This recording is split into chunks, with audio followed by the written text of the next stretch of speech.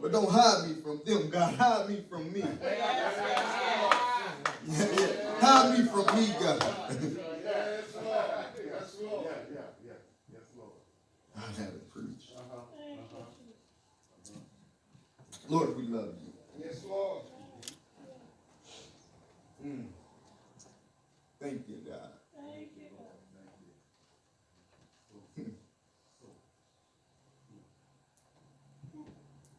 God, I need you. I don't understand all that you do, God. Sometimes I don't understand all that you say to me, God. But right now I know that I need you. God, this word can't preach if you don't show up. This word can't teach if you don't show up. So show up, God. Hide me in that bosom.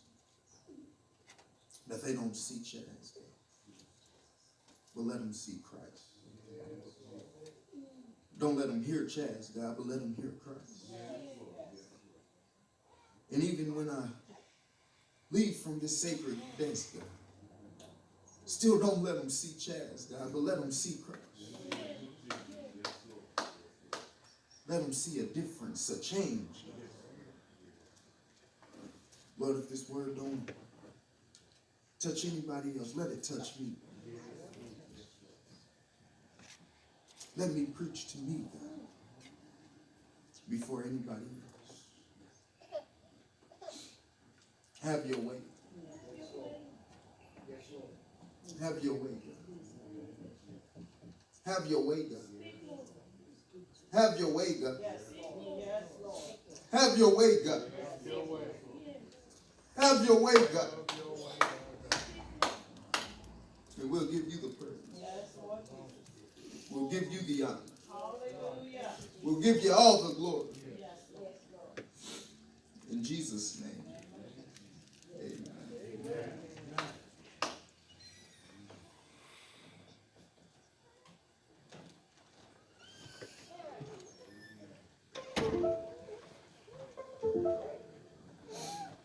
This morning, we'll be coming from Genesis 37th chapter, verses 3 through 9. And all week, I've been dealing with this because when God first gave it to me, I didn't know that I would be preaching it on Mother's Day. And I was telling Minister Pike this morning, I didn't understand. And I kept asking God, where's my Mother's Day sermon? And I had an apology ready for the mothers and everything, and God told me, don't ever apologize for what I tell you to do. So this morning, y'all pray for me and with me as we try to understand what God is telling us this morning. Genesis 37, verses 3 through 9. And it reads, Now Israel loved Joseph more than all his children, because he was the son of his old age. Also he made him a tunic of many colors. But when his brothers saw that their father loved him more than all his brothers, they had hated him and could not speak peaceably to him. Now Joseph had a dream, and he told it to his brothers, and they hated him even more. So he said to them, Please hear this dream which I have dreamed. There we were building sheaves in the field, and behold, my sheaf arose and also stood upright, and indeed your sheaves stood all around and bowed down to my sheep. And his brothers said to him, shall you indeed reign over us? Or shall you indeed have dominion over us? So they hated him even more for his dreams and for his words. Then he dreamed still another dream and told his brothers and said, look, I have dreamt another dream. At this time the sun, moon, and 11 stars bowed down to me. You may take your seats. Just for a little while, I just want to talk to you on this subject. When man hates, God elevates. When men hate, God elevates. In the first part of this text, we see that Joseph was loved by his father. In fact, the Bible says that his father loved him so much that he made him a tunic or a robe of many colors. The love was so strong that Joseph's father had for him that even his brother could see the love. A lot of times people see us doing better than they thought we would be doing, and they begin to get mad. People see that God is blessing us or God is having favor on us, and they begin to get mad. They never wanted to see us in a happy relationship or even see us loved by somebody. But a song used to say back in the day, they smile in your face, all the while trying to take your place. I see I'm not the only one that know the song. See, folks will tell you that they happy for you and they proud of you and this, that, and the other in your face. But the moment that you leave, they talking negative about you. They think that they better than me because they found a good man. He think he better than me because he got a woman that can cook and I'm still eating noodles.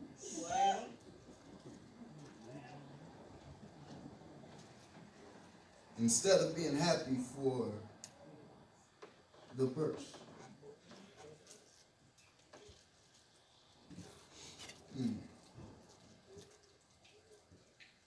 Some of y'all are probably thinking, I don't have any friends like that. All of my friends are some good friends.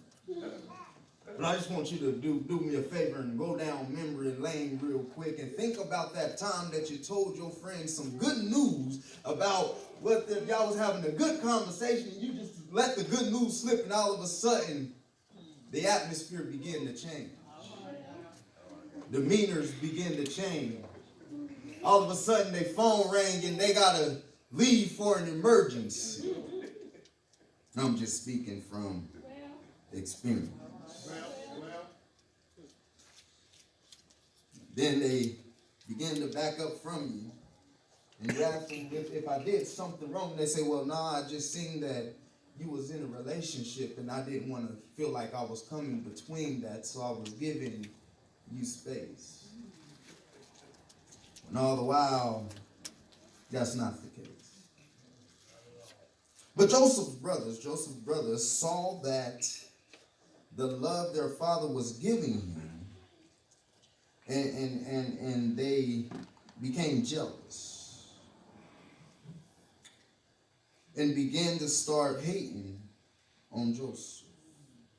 So here it is, Joseph is already being hated on by his brothers because of the love that his father has for him, and then God has the nerves to give Joseph a dream. All right. He gives Joseph this dream, and when Joseph sees the dream and tells his brother, now I understand that God does whatever he wants to do. But in God's sovereignness in giving Joseph this dream, Joseph had the nerve to tell his brothers. All right. It's like he wanted them to hate on him. He said, you already hate me. I might as well go on and tell you. I mean, if the hate can't be any worse than what you're already giving me. That's just in my mind. That's what I see. So when he tell him the dream, after all that, the brothers set Joseph up. They plan on killing Joseph. If you read the entire chapter of 37 and on all the way to 50, it talks about the life of Joseph and everything that Joseph went through from the time that his father loved him to the time that the end came. So here it is, the brothers plotted and planned on killing Joseph. But somebody look at your neighbor and say, thank God for grace and mercy. If that was for me, I would accept it. Look at your neighbor and say, thank God for grace and mercy. See, a lot of times we get wrong for the wrong reasons. People want to hate on you and you try to destroy you, and yet you find yourself getting mad. But see, when God has his hands upon you, that hate will do nothing but elevate you. It's in the text right here. If you read the text, it's in the text. The brothers hated Joseph so much that they wanted to kill him. Matter of fact, because they wanted to kill him, they thought of every single way that they could kill Joseph. But then he had one brother. And that one brother said, no, we can't kill him. We got to think of something else. We can't kill him. So what they did was they put him in a ditch. And while he was in the ditch, the brothers took the robe that the dad made and messed it all up, put some animal blood on it to make it look like he was killed. So what are you saying, preacher? Sometimes your haters are your ride to your victory. So after all of that hating was over, they decided not to kill him, but instead they just decided to sell their brother. Not knowing what would happen to their brother. I honestly don't think they cared what happened to their brother. They just wanted their brother gone. Are you still with me this morning? So when they told the dad that he was dead, the dad cried and he mourned for a long time. But years down the line, if you will, look at chapter 37, verses 22 through 25. And Reuben said to them, shed no blood, but cast him out into the pit which is in the wilderness, and do not lay a hand on him, that he might deliver him out of their hands and bring him back to his father. So it came to pass, when Joseph had come to his brothers, that they stripped Joseph of his tunic of many colors that was on him. Then they took him and cast him into a pit, and the pit was empty. There was no water in it. And they sat down to eat a meal. Then they lifted their eyes and looked, and saw a company of Ishmaelites coming to Gilead, and with their camels, bearing spices, balm, and myrrh, in their way to carry them down to Egypt. So they sold their brother. Again, not knowing what was going to happen. Not caring about what was going to happen. So years down the line, they heard of a famine that was getting ready to come to the land. And in the famine that was getting ready to come to the land, I just wanted to stop and tell somebody. The ones that are here, that find yourself hating from time to time, be careful who you hate on. See, not all of us have haters. Some of us are haters. Y'all don't mind if I be real, do y'all? Not all of us have haters. Some of us are the ones that's doing the hating. Some of us don't want to see folk. You can do good, but don't do better than me. If I'm driving a 69 Chevrolet, you better drive a 65. Somebody catch that on their way home. Some of us are the ones that's busy doing the hate. See, I told you in the beginning that God gave Joseph a dream, and he told his brothers and his fathers about the dream. Even his father, who loved him so much, when Joseph had the second dream and he told his father, the Bible says that his father rebuked Joseph. In other words, said to Joseph, if y'all don't mind if I put it in today's terms, do you think you better than me? Don't get quiet on me. I know I'm not the only one that's thought that from time to time when folks said something to me or did something that I felt like I should have. In my mind, I said to myself, do they think they better than me? But the brothers thought that they would mess up Joseph's dreams, not knowing that when they sold their brother, they thought that they would mess up the dream, not knowing that they was actually fulfilling the promise. All right. So when folk is hating on you and they trying to pull you down, don't get discouraged. Just know that the promise is getting ready to be fulfilled. That's a shout cue right there. That's a moment to start shouting. Just knowing that the fact that even if I have one hater, that means that the promise is getting ready to be fulfilled. Just because, for those of you that like to hate, just because you call yourself trying to destroy a person by talking bad about them, when it's a person of God, understand that the more you talk about them, the more God is elevating. Yes. The more you hating on them, the more God is lifting them up. When man hates, God elevates.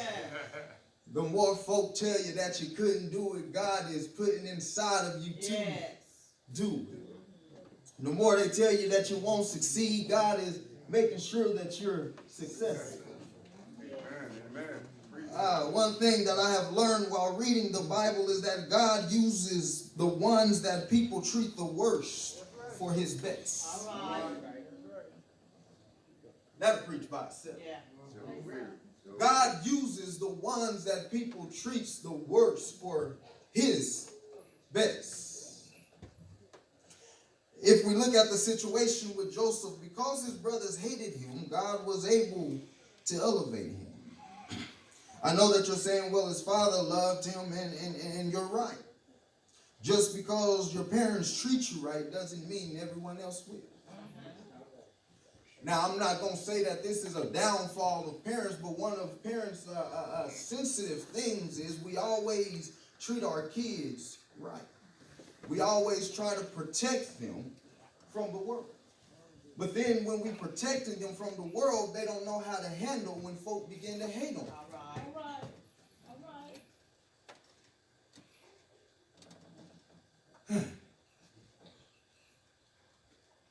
I've learned that when you don't make decisions according to how others feel, they will turn on you faster than your enemies. I'm just speaking from experience. Everything that I've learned in life, I can only preach what I've been through. And one thing that I've learned is when you don't make decisions according to how folk feel, they'll turn on you faster than your enemies. All right. When you don't love how folk think you should love, they'll turn on you faster than your enemies. When you don't love who folk think you should love, they'll turn on you faster than your enemies. If you don't get a job that folk think you should have, they begin to hate on you and think that you better than them. But Joseph's brothers didn't like the decision that Joseph made about telling them a dream that God sent him. And look how fast they turned on him. See, everybody don't want to hear what God is telling you. Everybody's not appreciative of what God is doing for you. So in the midst of doing things, God will show you his real people. In the midst of doing things, God will show you your true friends. God will show you your true family. Jesus said, I'm a friend that sticks closer than a brother. I've learned in life that I don't need my siblings to be by my side. Because as long as I got Jesus, he's my friend that sticks closer than a brother. But after all of this, I'm almost done. After all is said and done, and the haters see that they are not getting to you, you become an overcomer. Let's look at chapter 39, verses 2 through 4. The Lord was with Joseph, and he was a successful man. And he was in the house of his master, the Egyptian. And his master saw that the Lord was with him, and that the Lord made all he did to prosper in his hand. So Joseph found favor in his sight and served him. Then he made him overseer of his house and all that he had put under his authority.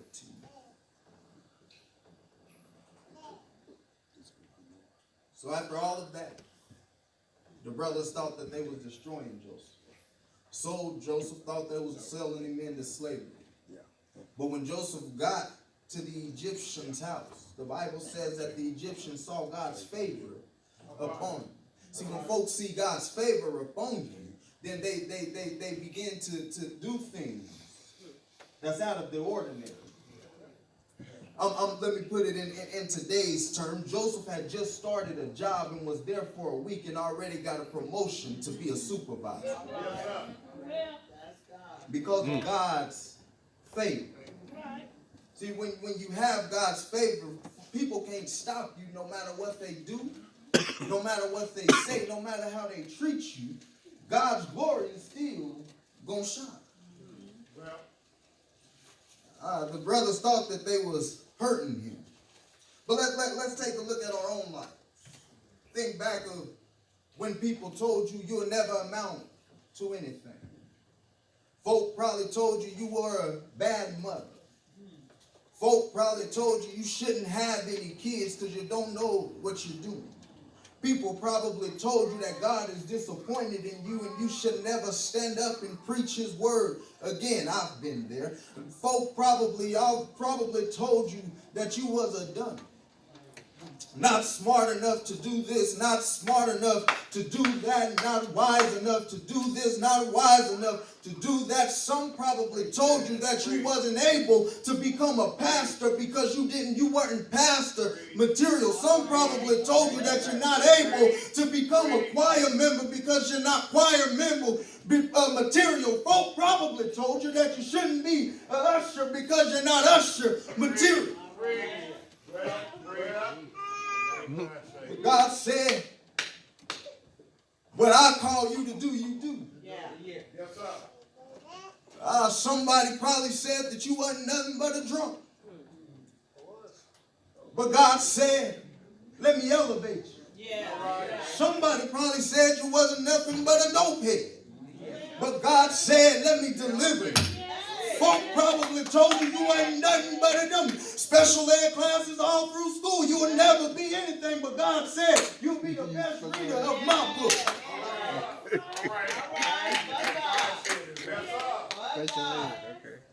I didn't got happy. I've had some teachers tell me in the 8th grade, reading on the 2nd grade level. Wow. Teachers told me you'll never be anything. You dumb. You're not smart enough to be a police officer. That's what I wanted to be. You're not smart enough to be a doctor. You're not smart enough. The only thing you'll probably be able to do is drive a trash truck.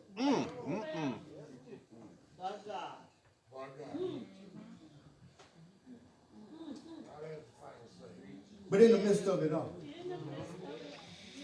I may not be able to read good. But when it comes to God's word, I'm reading on the college level. Why? Because the favor of God. See, I heard people say all the time that favor ain't fair.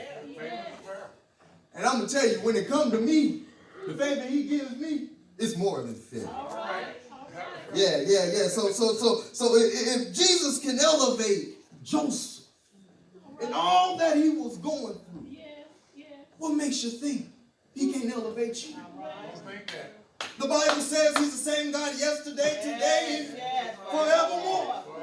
So if he was the same God that elevated Joseph, the same God that elevated David, the same God that elevated Daniel, the same God that elevated Shadrach, Meshach, and Abednego, he's the same God that can elevate. Yes. Amen. All right now. I'm almost done. But I just remember when they told Jesus that he was nothing but a carpenter. Yeah. He was just a little carpenter boy. He began to teach the word of God, but he was still just a carpenter boy. Boy, I know your parents. You can't tell me anything. I know who your mama and daddy is. Yes, sir.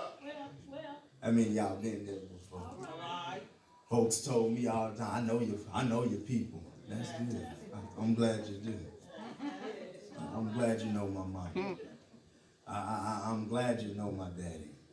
But do you know my father? Yes. All right.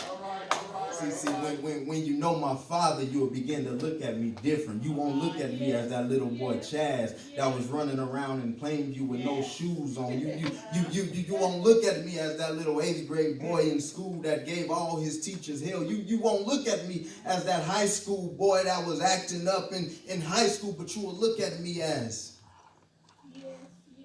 a son of God. When you know my father. See, when you know who my father is, you'll know that whatever you say to me, that I was just talking to them in Sunday school this morning, and I told them, one of the biggest lies that I grew up on as a kid was when folk would tell me sticks and stones may break my bones, but words will never hurt me. Words cut me deeper than sticks and stones.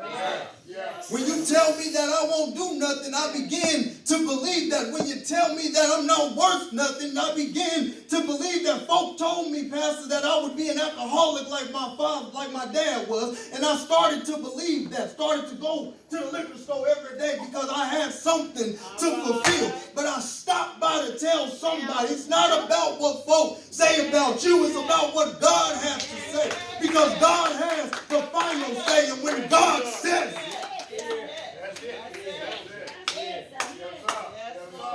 tell people all the time, if you don't have anybody to hate on, feel free to hate on me. I want you to hate on me because I want to go higher. Because the higher I get, the better I feel. When I feel at my lowest, I feel worse. But when I feel high, I feel better.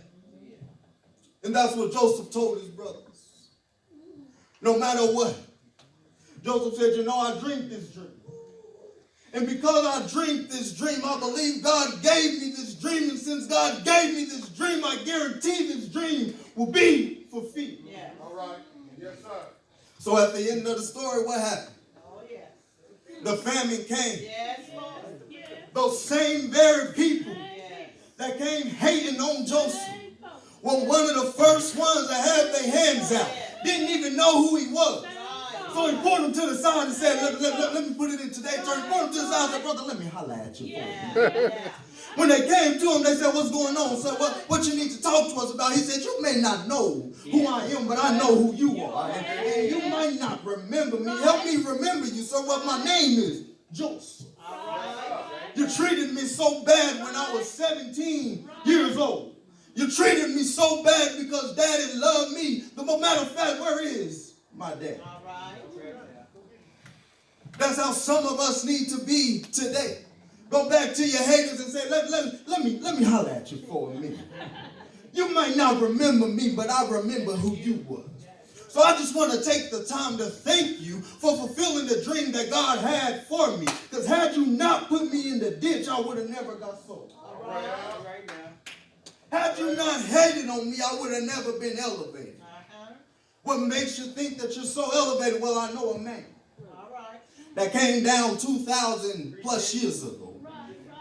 Died on the cross for me.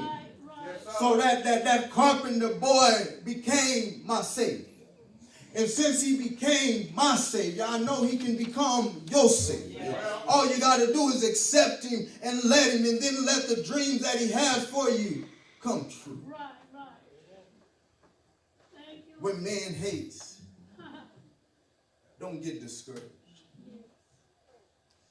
When folk tell you, just because you're messed up, that you're not good enough, don't get discouraged. But just know that God sent them to you so that you can understand your process of elevation has started. See, it's like an escalator, and then I'm done. When you get on the escalator, one thing that you do that they want you to do is stand still while it goes up. Right, right. When folk is hating on you, stand still and watch yourself go up. Y'all missed that. Y'all missed that. When folk is hating on you, stand still. Ain't no need to argue with folk about what they say about you. If folk tell you that you a dummy, let them believe that you a dummy and just stand still. Folk tell you that you ain't good enough, let them believe that you ain't good enough and just stand still. In the moment that they talk about you, I'm trying to keep myself isolated, but the moment that they talk about you, God begins to elevate you. And when he begins to elevate you, understand that the hating's not going to stop. The hating's going to get worse. But the worse it gets, the higher you get. When folks stop hating on you, that's when you got to be concerned. Mama used to always tell me, people talk about you when you're doing right. When folk ain't talking about you, that's when you need to worry. So please, keep talking about it. Whatever you got to say, please keep talking about it. If you think I'm no good, continue. But understand that I know a man. And because I've tapped into this man, because I've charged in this man, I can be elevated to where I can stand with my head hung high. I ain't got to walk around with my head down, no matter what people say. Yeah, I don't know college words. I don't know big words. I don't have a big education, and that's okay. God didn't call me to preach to college folk. He called me to preach to folk on my level. So that's what I'm going to do. You might think I'm a dummy. But guess what? In God's eyes, I'm smart. I'm a genius. I'm a genius. So I just want to leave you with that this morning. I know today is Mother's Day, and happy Mother's Day.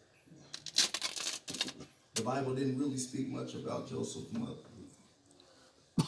But as Pastor Robinson said, you only get one mother. Yes, ma'am. Can't nobody do you like your mother. Can't nobody love you like your mother. Like your mother. So although Joseph was his father's, as we would say, favorite, think about the love that his mother had for him. In my eyes, and if I'm wrong, then y'all tell me this after church. Don't shout it out to me. Just pull me to the side after church and tell me this. But in my eyes, a mother's love is greater than a father's. Yeah.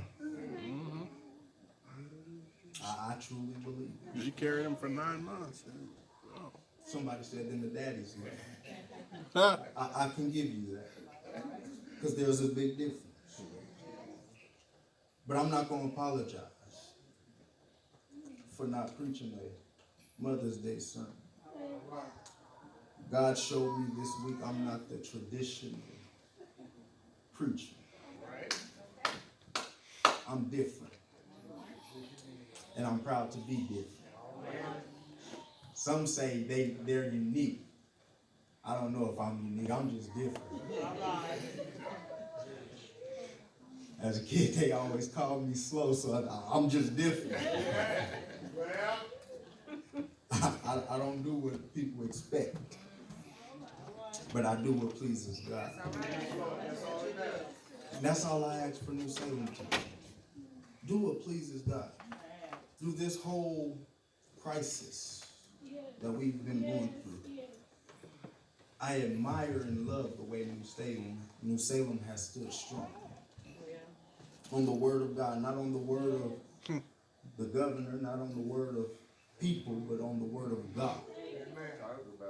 Because the Bible says heaven and earth shall pass away, but the word of God Shall never. shall always stand.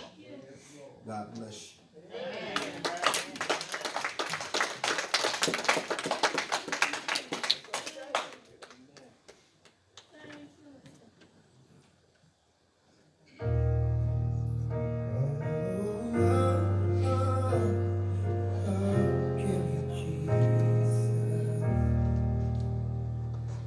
In the morning when I rise, in the morning when I rise, in the morning when What do you think? I rise, Turn down. I'll give you Jesus. You heard our message this morning from Debbie. Offering you Jesus. Offering you Jesus. Nothing better to give. Men hate on you. Jesus elevates you. Nothing better.